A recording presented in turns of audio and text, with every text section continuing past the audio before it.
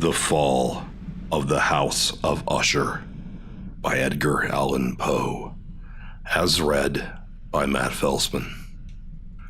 During the whole of a dull, dark, and soundless day in the autumn of the year, when the clouds hung oppressively low in the heavens, I had been passing alone, on horseback, through a singularly dreary tract of country, and at length found myself, as the shades of the evening drew on, within view of the melancholy house of Usher. I know not how it was, but, with the first glimpse of the building, a sense of insufferable gloom pervaded my spirit. I say insufferable, for the feeling was unrelieved by any of that half-pleasurable, because poetic sentiment with which the mind usually receives even the sternest natural images of the desolate or terrible. I looked upon the scene before me, upon the mere house and the simple landscape features of the domain, upon the bleak walls, upon the vacant eye-like windows, upon a few rank sedges, and upon a few white trunks of decayed trees, with an utter depression of soul which I compare to no earthly sensation more properly than to the after-dream of the reveler upon opium. The bitter lapse into everyday life, the hideous dropping off of the veil. There was an iciness, a sinking, a sickening of the heart, an unredeemed dreariness of thought which no goading of the imagination could torture into aught of the sublime. What was it, I paused to think? What was it that so unnerved me in the contemplation of the house of Usher?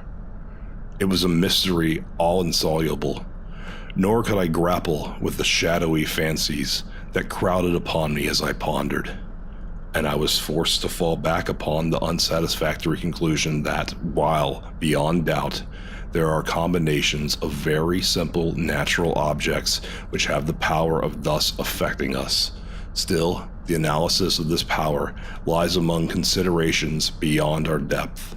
It was possible, I reflected, that a mere different arrangement of the particulars of the scene, of the details of the picture, would be sufficient to modify or perhaps to annihilate its capacity for sorrowful impression.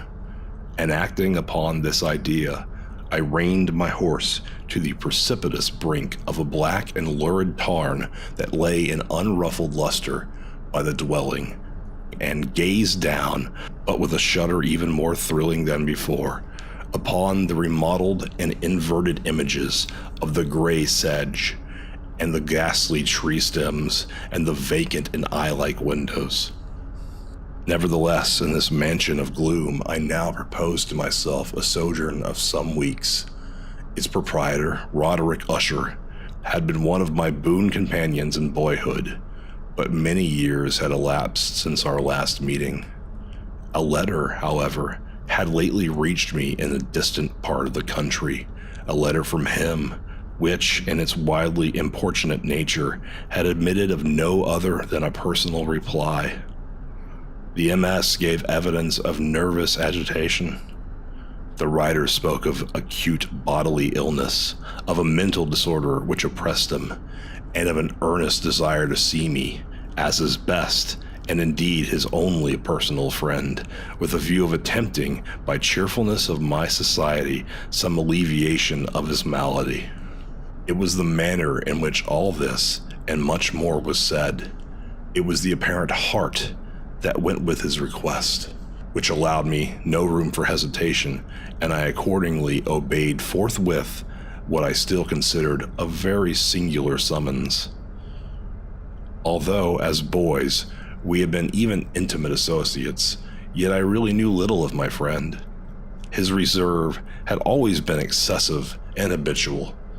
I was aware, however, that his very ancient family had been noted, time out of mind, for a peculiar sensibility of temperament displaying itself through long ages in many works of exalted art and manifested of late in repeated deeds of munificent yet unobtrusive charity, as well as in a passionate devotion to the intricacies, perhaps even more than to the orthodox and easily recognizable beauties of musical science. I had learned, too, the very remarkable fact that the stem of the Usher race, all time-honored as it was, had put forth, at no period, any enduring branch. In other words, that the entire family lay in the direct line of descent, and had always, with very trifling and very temporary variation, so lain. It was this deficiency, I considered, while running over in thought the perfect keeping of the character of the premises with the accredited character of the new people, and while speculating upon the possible influence which the one, in the long lapse of centuries, might have exercised upon the other. It was this deficiency, perhaps, of collateral issue, and the consequent undeviating transmission from sire to son of the patrimony, with a name which had, at length, so identified the two as to merge the original title of the estate in the quaint and equivocal appellation of the House of Usher, an appellation which seemed to include, in the minds of the peasantry who used it, both the family and the family mansion. I have said that the sole effect of my somewhat childish experiment of looking down within the tarn had been to deepen the first singular impression. There can be no doubt that the consciousness of the rapid increase of my superstition, for why should I not so term it, served mainly to accelerate the increase itself. Such, I have long known, is the paradoxical law of all sentiments having terror as a basis. And it might have been for this reason only that, when I again uplifted my eyes to the house itself, from its image in the pool, there grew in my mind a strange fancy, a fancy so ridiculous indeed, that I but mention it to show the vivid force of the sensations which oppressed me. I had so worked upon my imagination as really to believe that about the whole mansion and domain there hung an atmosphere peculiar to themselves and their immediate vicinity, an atmosphere which had no affinity with the air of heaven, but which had reeked up from the decayed trees and the gray wall and the silent tarn, a pestilent and mystic vapor, dull, sluggish, faintly discernible, and leaden-hued. Shaking off from my spirit what must have been a dream, I scanned more narrowly the real aspect of the building. Its principal feature seemed to be that of an excessive antiquity. The discoloration of ages had been great. Minute fungi overspread the whole exterior, hanging in a fine, tangled webwork from the eaves. Yet all this was apart from any extraordinary dilapidation. No portion of the masonry had fallen, and there appeared to be a wild inconsistency between its still perfect adaptation of parts and the crumbling condition of the individual stones. In this there was much that reminded me of the specious totality of old woodwork which has rotted for years in some neglected vault, with no disturbance from the breath of the external air. Beyond this indication of extensive decay, however, the fabric gave little token of instability. Perhaps the eye of a scrutinizing observer might have discovered a barely perceptible fissure which, extending from the roof of the building in front, made its way down the wall in a zigzag direction until it became lost in the sullen waters of the tarn. Noticing these things, I rode over a short causeway to the house. A servant in waiting took my horse, and I entered the Gothic archway of the hall. A valet of stealthy step thence conducted me, in silence, through many dark and intricate passages in my progress to the studio of his master. Much that I encountered on the way contributed, I know not how, to heighten the vague sentiments of which I have already spoken. While the objects around me, while the carvings of the ceilings, the somber tapestries of the walls, the ebon blackness of the floors, and the phantasmagoric armorial trophies which rattled as I strode, were but matters to which, or to such as which, I had been accustomed from my infancy. While I hesitated not to acknowledge how familiar was all this, I still wondered to find how unfamiliar were the fancies which ordinary images were stirring up. On one of the staircases, I met the physician of the family. His countenance, I thought, wore a mingled expression of low cunning and perplexity. He accosted me with trepidation and passed on.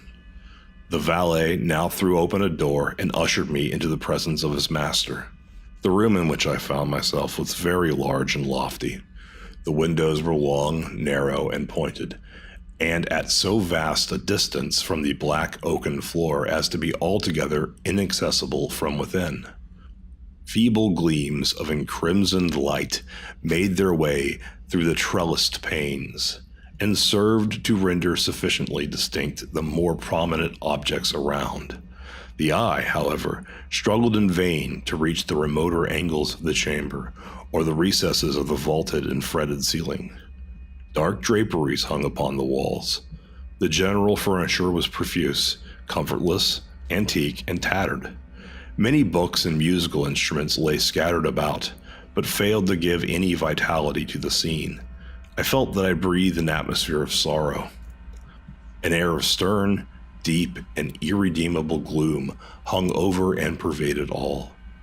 Upon my entrance, Usher arose from a sofa on which he had been lying at full length, and greeted me with a vivacious warmth which had much in it. I at first thought of an overdone cordiality, of the constrained effort of the ennuyé man of the world. A glance, however, at his countenance convinced me of his perfect sincerity. We sat down, and for some moments, while he spoke not, I gazed upon him with a feeling half of pity, half of awe. Surely, a man had never before so terribly altered in so brief a period as had Roderick Usher. It is with difficulty that I could bring myself to admit the identity of the wan being before me with the companion of my early boyhood. Yet the character of his face had been at all times remarkable. A cadaverousness of complexion, an eye large, liquid, and luminous beyond comparison. Lips somewhat thin and very pallid, but of a surpassingly beautiful curve, a nose of a delicate Hebrew model, but with a breadth of nostril unusual in similar formations, a finely molded chin, speaking, in its want of prominence, of a want of moral energy, hair of a more than web-like softness and tenuity. These features, with an inordinate expansion above the regions of the temple, made up altogether a countenance not easily to be forgotten. And now, in the mere exaggeration of the prevailing character of these features, and of the expression they were wont to convey, lay so much of a change that I doubted to whom I spoke. The now ghastly pallor of the skin, and the now miraculous luster of the eye, above all things, startled and even awed me. The silken hair, too, had been suffered to grow all unheeded, and as, in its wild gossamer texture, it floated rather than fell about the face, I could not, even with effort, connect its arabesque expression with any idea of simple humanity. In the manner of my friend, I was at once struck with an incoherence, an inconsistency, and I soon found this to arise from a series of feeble and futile struggles to overcome an habitual trepidancy and excessive nervous agitation. For something of this nature I had indeed been prepared, no less by his letter than by reminiscence of certain boyish traits, and by conclusions deduced from his peculiar physical conformation and temperament. His action was alternately vivacious and sullen. His voice varied rapidly from a tremulous indecision, when the animal spirits seemed utterly in abeyance, to that species of energetic concision, that abrupt, weighty, unhurried, and hollow-sounding enunciation, that leaden self-balance and perfectly modulated guttural utterance which may be observed in the lost drunkard or the irreclaimable eater of opium during the periods of his most intense excitement. It was thus that he spoke of the object of my visit, of his earnest desire to see me, and of the solace he expected me to afford him. He entered at some length into what he conceived to be the nature of his malady. It was, he said, a constitutional and family evil, and one for which he despaired to find a remedy. A mere nervous affectation, he immediately added, which would undoubtedly soon pass off. It displayed itself in a host of unnatural sensations. Some of these, as he detailed them, interested and bewildered me, although perhaps the terms and the general manner of the narration had their weight. He suffered much from a morbid acuteness of the senses. The most insipid food was alone endurable. He could wear only garments of certain texture. The odors of all flowers were oppressive. His eyes were tortured by even a faint light, and there were but peculiar sounds, and these from stringed instruments, which did not inspire him with horror. To an anomalous species of terror, I found him a bounden slave. "I shall perish," he said. "I must perish in this deplorable folly. Thus, and not otherwise, shall I be lost. I dread the events of the future, not in themselves, but in their results. I shudder at the thought of any, even the most trivial incident, which may operate upon this intolerable agitation of soul. I have, indeed, no abhorrence of danger, except in its absolute effect, in terror. In this unnerved, in this pitiable condition, I feel that the period will sooner or later arrive when I must abandon life and reason together in some struggle with the grim phantasm, fear." I learned, moreover, at intervals, and through broken and equivocal hints, another singular feature of his mental condition.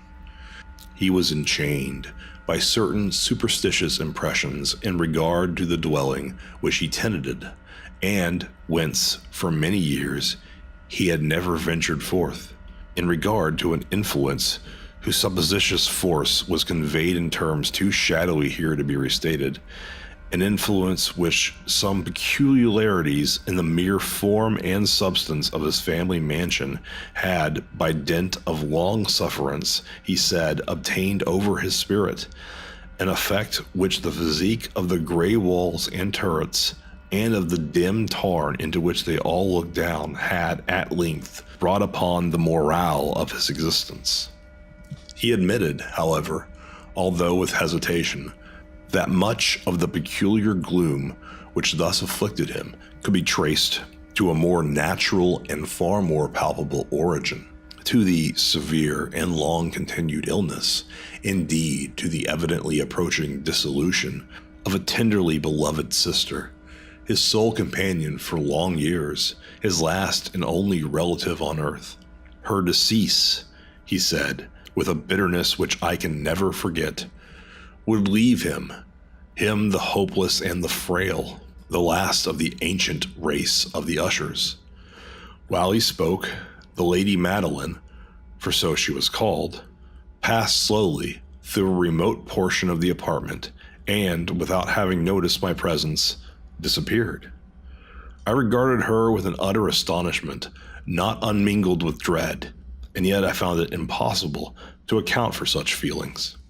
A sensation of stupor oppressed me, and my eyes followed her retreating steps.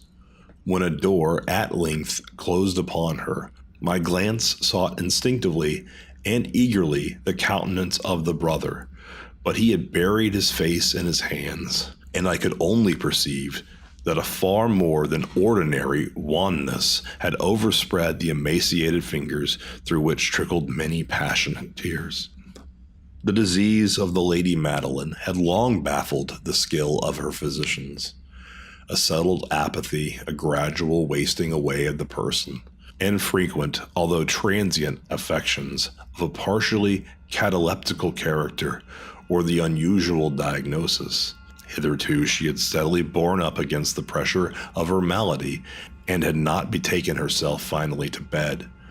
But on the closing in of the evening of my arrival at the house, she succumbed, as her brother told me at night with inexpressible agitation, to the prostrating power of the destroyer, and I learned that the glimpse I had obtained of her person would thus probably be the last I should obtain, that the lady, at least while living, would be seen by me no more. For several days ensuing, her name was unmentioned by either Usher or myself, and during this period I was busied in earnest endeavors to alleviate the melancholy of my friend. We painted and read together, or I listened, as if in a dream, to the wild improvisations of his speaking guitar, and thus, as a closer and still closer intimacy admitted me more unreservedly into the recesses of his spirit, the more bitterly did I perceive the futility of all attempt at cheering a mind from which darkness, as if an inherent positive quality, poured forth upon all objects of the moral and physical universe in one unceasing radiation of gloom. I shall ever bear about me a memory of the many solemn hours I thus spent alone with the master of the house of Usher. Yet I should fail in any attempt to convey an idea of the exact character of the studies, or of the occupations in which he involved me, or led me the way. An excited and highly distempered ideality threw a sulphurous luster over all. His long, improvised dirges will ring forever in my ears. Among other things, I hold painfully in mind a certain singular perversion and amplification of the wild air of the last waltz of von Weber. From the paintings over which his elaborate fancy brooded, and which grew, touch by touch, into vagueness at which I shuddered the more thrillingly because I shuddered knowing not why, from these paintings, vivid as their images now are before me, I would in vain endeavor to deduce more than a small portion which should lie within the compass of merely written words. By the utter simplicity, by the nakedness of his designs, he arrested and overawed attention. If ever mortal painted an idea, that mortal was Roderick Usher. For me, at least, in the circumstances then surrounding me, there arose out of the pure abstractions which the hypochondriac contrived to throw upon his canvas an intensity of intolerable awe, no shadow of which felt I ever yet in the contemplation of the certainly glowing yet too concrete reveries of Fuseli. One of the phantasmagoric conceptions of my friend, partaking not so rigid of the spirits of abstraction, may be shadowed forth, although feebly, in words. A small picture presented the interior of an immensely long and rectangular vault or tunnel, with low walls, smooth, white, and without interruption or device. Certain accessory points of the design swerved well to convey the idea that this excavation lay at an exceeding depth below the surface of the earth. No outlet was observed in any portion of its vast extent, and no torch or other artificial source of light was discernible. Yet a flood of intense rays rolled throughout, and bathed the whole in a ghastly and inappropriate splendor. I have just spoken of that morbid condition of the auditory nerve, which rendered all music intolerable to the sufferer, with the exception of certain effects of stringed instruments. It was, perhaps, the narrow limits to which he thus confined himself upon the guitar, which gave birth, in great measure, to the fantastic character of his performances. But the fervid facility of his impromptu could not be so accounted for. There must have been, and were, in the notes, as well as in the words of his wild fantasias, for he not unfrequently accompanied himself with rhymed verbal improvisations, the result of that intense mental collectedness and concentration to which I had previously alluded as observable only in particular moments of the highest artificial excitement. The words of one of these rhapsodies I have easily remembered. I was, perhaps, the more forcibly impressed with it, as he gave it, because, in the under or mystic current of its meaning, I fancied that I perceived, and for the first time, a full consciousness, on the part of Usher, of the tottering of his lofty reason upon her throne. The verses, which were entitled The Haunted Palace, ran very nearly, if not accurately, thus. In the greenest of our valleys, by good angels tenanted, once a fair and stately palace, radiant palace reared its head. In the monarch thought's dominion, it stood there, never seraph spreads opinion over fabric half so fair. Banners yellow, glorious golden, on its roof did float and flow. This, all this, was in the olden time long ago. And every gentle air that dallied in that sweet day, along the ramparts plumed and pallid, a winged odor went away. Wanderers in that happy valley, through two luminous windows saw spirits moving musically to a lute's well-tuned law. Round about a throne were sitting Porphyrogene, in estate and glory well befitting, this ruler of the realm was seen. And all with pearl and ruby glowing was the fair palace door, through which came flowing, and sparkling evermore, a troop of echoes whose sweet duty was but to sing, in voices of surpassing beauty, the wit and wisdom of their king. But evil things in robes of sorrow assailed the monarch's high estate, and let us mourn, for never morrow shall dawn upon him desolate.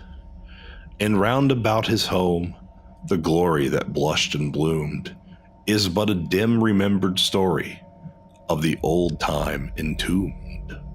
And travelers now within that valley, through the red-litten windows see vast forms that move fantastically to a discordant melody, while like a rapid ghastly river through the pale door, a hideous throng rush out forever and laugh but smile no more.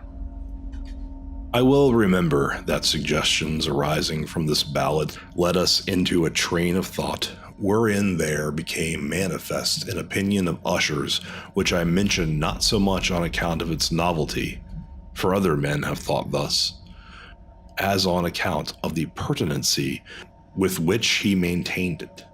This opinion, in its general form, was that of the sentience of all vegetable things.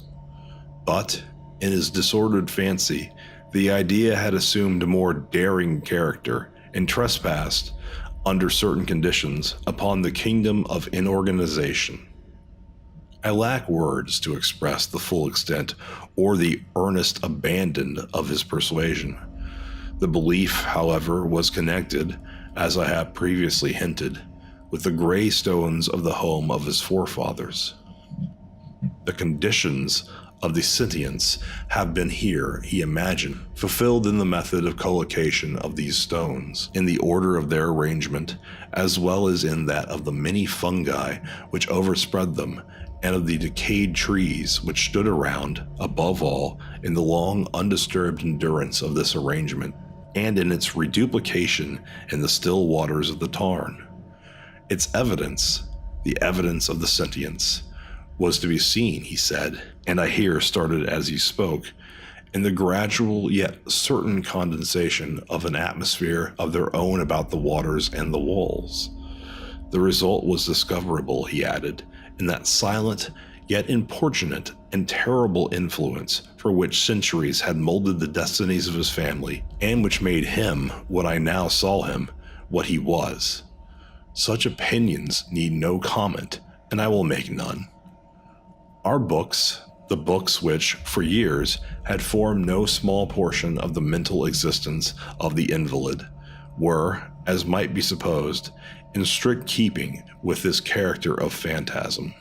We pored together over such works as the Ververt of Chartreuse of Grosset, the Belphegor of Machiavelli, the Heaven and Hell of Swedenborg, the Subterranean Voyage of Nicholas Klim by Holberg, the Chiromancy of Robert Flood, of Jean d'Indigene, and of De la Chambre, the Journey into the Blue Distance of Tieck, and the City of the Sun of Campanella. One favorite volume was a small octavo edition of the Derecdictum Inquisitorium, by the Dominican Emeric de Cerrone, and there were passages in Pomponius Mela about the old African satyrs and Egyptians, over which Usher would sit dreaming for hours. His chief delight, however, was found in the perusal of an exceedingly rare and curious book of Quarto Gothic, the Manual of a Forgotten Church, the Vigili Mortuorum Secundum Coram Ecclesiae Magnitinae. I could not help thinking of the wild ritual of this work, and of its probable influence upon the hypochondriac, when, one evening, having informed me abruptly that the Lady Madeline was no more, he stated his intention of preserving her corpse for a fortnight, previously to its final interment, in one of the numerous vaults within the main walls of the building. The worldly reason, however, assigned for this singular proceeding was one which I did not feel at liberty to dispute. The brother had been led to his resolution, he told me, by consideration of the unusual character of the malady of the deceased, of certain obtrusive and eager inquiries on the part of our medical men, and of the remote and exposed situation of the burial ground of the family. I will not deny that when I called to mind the sinister countenance of the person whom I met upon the staircase on the day of my arrival at the house, I had no desire to oppose what I regarded as, at best, but a harmless and by no means an unnatural precaution. At the request of Usher, I personally aided him in the arrangements for the temporary entombment. The body having been encoffined, we two alone bore it to rest.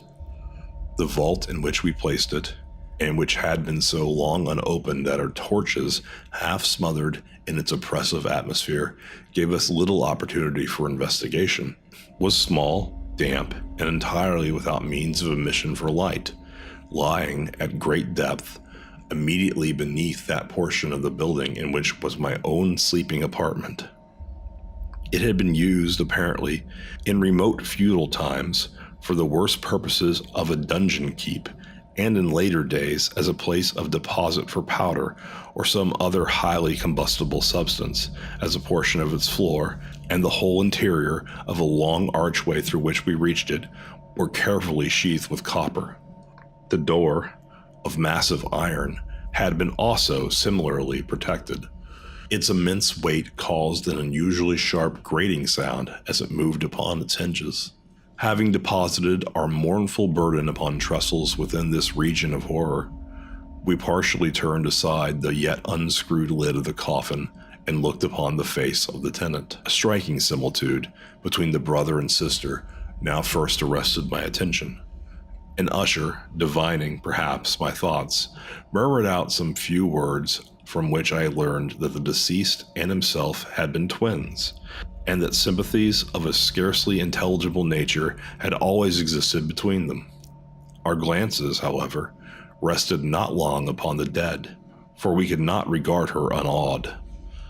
The disease which had thus entombed the lady in the maturity of youth had left, as usual in all maladies of a strictly cataleptical character, the mockery of a faint blush upon the bosom and the face, and the suspiciously lingering smile upon the lip which is so terrible in death.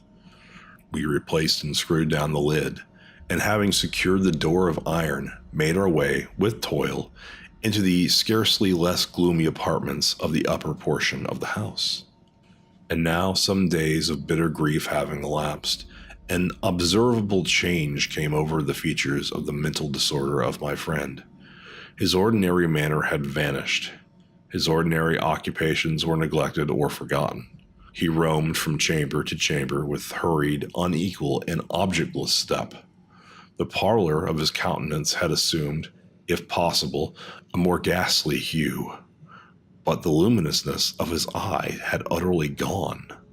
The once occasional huskiness of his tone was heard no more, and a tremulous quaver, as if of extreme terror, habitually characterized his utterance. There were times, indeed, when I thought his unceasingly agitated mind was laboring with some oppressive secret, to divulge which he had struggled for the necessary courage. At times, again, I was so obliged to resolve all into the mere inexplicable vagaries of madness, for I beheld him gazing upon vacancy for long hours, in an attitude of the profoundest attention, as if listening to some imaginary sound. It was no wonder that his condition terrified me, that it infected me. I felt creeping upon me, by slow yet uncertain degrees, the wild influence of his own fantastic yet impressive superstitions. It was, especially upon retiring to bed late in the night of the 7th or 8th day after placing of the Lady Madeline within the dungeon, that I experienced the full power of such feelings. Sleep came not near my couch, while the hours waned and waned away. I struggled to reason off the nervousness which had dominion over me. I endeavored to believe that much, if not all of what I felt, was due to the bewildering influence of the gloomy furniture of the room, of the dark and tattered tapestries which, tortured into motion by the breath of a rising tempest, swayed fitfully to and fro upon the walls and rustled uneasily about the decorations of the bed. But my efforts were fruitless. An irrepressible tremor gradually pervaded my frame, and at length there sat upon my very heart of an incubus of utterly causeless alarm. Shaking this off with a gasp and a struggle, I uplifted myself upon the pillows, and peering earnestly within the intense darkness of the chamber, hearkened, I know not why, except that an instinctive spirit prompted me, to certain low and indefinite sounds which came, through pauses of the storm, at long intervals, I knew not whence. Overpowered by an intense sentiment of horror, unaccountable yet unendurable, I threw on my clothes with haste, for I felt that I should sleep no more during the night, and endeavored to arouse myself from the pitiable condition into which I had fallen, by pacing rapidly to and fro the apartment. I had taken but a few turns in this manner when a light step on an adjoining staircase arrested my attention. I presently recognized it as that of Usher, and an instant afterwards he rapped with a gentle touch at my door and entered bearing a lamp. His countenance was, as usual, cadaverously wan, but, moreover, there was a species of mad hilarity in his eyes, and evidently restrained hysteria in his whole demeanor. His air appalled me, but anything was preferable to the solitude which I had so long endured, and I even welcomed his presence as a relief. "And you have not seen it?" he said abruptly, after having stared about him for some moments in silence. "You have not seen it? But stay, you shall." Thus speaking, and having carefully shaded his lamp, he hurried to one of the casements, and threw it freely open to the storm. The impetuous fury of the entering gust nearly lifted us from our feet. It was, indeed, a tempestuous yet sternly beautiful night, and one wildly singular in its terror and beauty. A whirlwind had apparently collected its force in our vicinity, and for there were frequent and violent alterations in the direction of the wind, and the exceeding density of the clouds, which hung so low as to press upon the turrets of the house, did not prevent our perceiving the lifelike velocity with which they flew careering from all points against each other, without passing away into the distance. I say that even their exceeding density did not prevent our perceiving of this, yet we had no glimpse of the moon or stars, nor was there any flashing forth of the lighting. But under the surfaces of huge masses of agitated vapor, as well as all terrestrial objects immediately around us, were glowing in the unnatural light of a faintly luminous and distinctly visible gaseous exhalation which hung about and enshrouded the mansion. You shall not behold this," said I, shudderingly, to Usher, as I led him with a gentle violence from the window to a seat.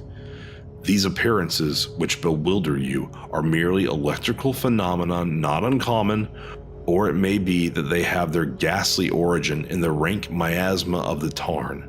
Let us close this casement. The air is chilling and dangerous to your frame. Here is one of your favorite romances. I will read and you shall listen, and so we will pass away this terrible night together." The antique volume which I had taken up was The Mad Tryst, of Sir Lancelot caning, but I had called it a favorite of Usher's more in sad jest than in earnest, for in truth, there is little in its uncouth and unimaginative prolixity which could have interest for the lofty and spiritual ideality of my friend. It was, however, the only book immediately at hand, and I indulged a vague hope that the excitement which now agitated the hypochondriac might find relief, for the history of mental disorder is full of similar anomalies, even in the extremeness of the folly which I should read. Could I have judged indeed by the wild, overstrained air of vivacity with which he hearkened, or apparently hearkened, to the words of the tale, I might well have congratulated myself upon the success of my design. I had arrived at that well-known portion of the story where Ethelred, the hero of the tryst, having sought in vain for peaceable admission into the dwelling of the hermit, proceeds to make good an entrance by force. Here, it will be remembered, the words of the narrative run this: "And Ethelred, who was by nature of a doughty heart, and who was now mighty withal, on account of the powerfulness of the wine which he had drunken, waited no longer to hold parley with the hermit, who, in sooth, was of an obstinate and maliceful turn, but, feeling the rain upon his shoulders, and fearing the rising of the tempest, uplifted his mace outright, and with blows made quickly room into the plankings of the door for his gauntleted hand, and now pulling therewith sturdily, he so cracked and ripped and tore all asunder that the noise of the dry and hollow-sounding wood alarumed and reverberated throughout the forest." At the termination of this sentence I started, and for a moment paused, for it appeared to me, although I at once concluded that my excited fancy had deceived me, it appeared to me that, for some very remote portion of the mansion, there came indistinctly to my ears what might have been, in its exact similarity of character, the echo, but a stifled and dull one certainly, of the very cracking and ripping sound which Sir Lancelot had so particularly described. It was, beyond doubt, the coincidence alone which had arrested my attention, for amid the rattling of the sashes of the casements and the ordinary commingled noises of the still increasing storm, the sound, in itself, had nothing, surely, which should have interested or disturbed me. I continued the story. But the good champion Ethelred, now entering within the door, was sore enraged and amazed to perceive no single of the maliceful hermit, but in the stead thereafter a dragon of a scaly and prodigious demeanor, and of a fiery tongue, which sate in guard before a palace of gold with a floor of silver, and upon the wall there hung a shield of shining brass with this legend enwritten: "Who entereth herein, a conqueror hath been, who slayeth the dragon, the shield he shall win." And Ethelred uplifted his mace and struck upon the head of the dragon, which fell before him, and gave up his pesty breath, with a shriek so horrid and harsh, and withal so piercing, that Ethelred had fain to close his ears with his hands against the dreadful noise of it, the like whereof was never heard before. Here again I paused abruptly, and now with a feeling of wild amazement, for there could be no doubt whatever that, in this instance, I did actually hear, although from what direction it proceeded I found impossible to say, a low and apparently distant but harsh, protracted and most unusual screaming or grating sound, the exact counterpart of what my fancy had already conjured up for the dragon's unnatural shriek as described by the romancer. Oppressed, as I certainly was, by the occurrence of this second and most extraordinary coincidence, by 1,000 conflicting sensations, and wonder and extreme terror were predominant. I still retained sufficient presence of mind to avoid exciting, by any observation, the sensitive nervousness of my companion. I was by no means certain that he had noticed the sounds in question, although assuredly a strange alteration had, during the last few minutes, taken place in his demeanor. From a position fronting my own, he had gradually brought round his chair so as to sit with his face to the door of the chamber, and thus I could partially perceive his features, although I saw that his lips trembled as if he were murmuring inaudibly. His head had dropped upon his breast, Yet I knew that he was not asleep, from the wide and rigid opening of the eye as I caught a glance of it in profile. The motion of his body, too, was at variance with this idea, for he rocked from side to side with a gentle yet constant and uniform sway.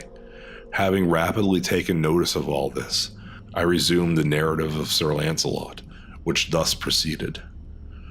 And now the champion, having escaped from the terrible fury of the dragon, bethinking himself of the brazen shield and of the breaking up of the enchantment which was upon it, removed the carcass from out the way before him, and approached valorously over the silver pavement of the castle to where the shield was upon the wall, which in sooth tarried not for his full coming, but fell down at his feet upon the silver floor, with a mighty great and terrible ringing sound. No sooner had these syllables passed my lips, than, as if a shield of brass had indeed, at the moment, fallen heavily upon a floor of silver, I became aware of a distinct, hollow, metallic, and clangorous, yet apparently muffled reverberation. Completely unnerved, I leaped to my feet, but the measured, rocking movement of Usher was undisturbed. I rushed to the chair in which he sat. His eyes were bent fixedly before him, and throughout his whole countenance there reigned a stony rigidity. But, as I placed my hand upon his shoulder, there came a strong shudder over his whole person, a sickly smile quivered about his lips, and I saw that he spoke in a low, hurried, and gibbering murmur, as if unconscious of my presence. Bending closely over him, I at length drank in the hideous import of his words. Not hear it? Yes, I hear it, and have heard it. Long, many minutes, many hours, many days have I heard it, yet I dared not. Oh, pity me, miserable wretch that I am. I dared not to speak. We have put her living in the tomb. Said I not that my senses were acute? I now tell you I have heard her first feeble movements in the hollow coffin. I heard them many days ago, yet I dared not to speak. And now, tonight, Ethelred, the breaking of the hermit's door, and the death cry of the dragon, and the clangor of the shield, say rather, the rendings of her coffin, and the gratings of the iron hinges of her prison, and her struggles within the coppered archway of the vault. Oh, whither shall I fly? Will she not be here anon? Is she not hurrying to upbraid me for my haste? Have I not heard her footsteps on the stair? Do I not distinguish that heavy and horrible beating of her heart? Madman! Here he sprang furiously. Madman! Here he sprang furiously to his feet, and shrieked out his syllables, as if in the effort he were giving up his soul. Madman! I tell you that she now stands without the door. As if in the superhuman energy of his utterance there had been found the potency of a spell, the huge antique panels to which the speaker pointed threw slowly back, upon the instant, their ponderous and ebony jaws. It was the work of the rushing gust, but then, without those doors, there did stand the lofty and enshrouded figure of the Lady Madeline of Usher. There was blood upon her white robes, and the evidence of some bitter struggle upon every portion of her emaciated frame. For a moment, she remained trembling and reeling to and fro upon the threshold, then, with a low, moaning cry, fell heavily inward upon the person of her brother, and in her violent and now final death agonies, bore him to the floor a corpse and a victim to the terrors he had anticipated. From that chamber, and from that mansion, I fled aghast. The storm was still abroad in all its wrath as I found myself crossing the old causeway. Suddenly there shot along a path of wild light, and I turned to see whence a gleam so unusual could have issued, for the vast house and its shadows were alone behind me. The radiance was that of the full, setting, and blood-red moon, which now shone vividly through that once barely discernible fissure, of which I had before spoken as extending from the roof of the building in a zigzag direction to the base. While I gazed, this fissure rapidly widened. There came a fierce breath of the whirlwind. The entire tomb of the satellite burst at once upon my sight. My brain reeled as I saw the mighty walls rushing asunder. There was a long and tumultuous shouting sound, like the voices of 1,000 waters, and the deep and dank tarn at my feet closed sullenly and silently over the fragments of the house of Usher. And silently over the fragments of the house of Usher. That was The House of Usher by Edgar Allan Poe, as read by Matt Felsman.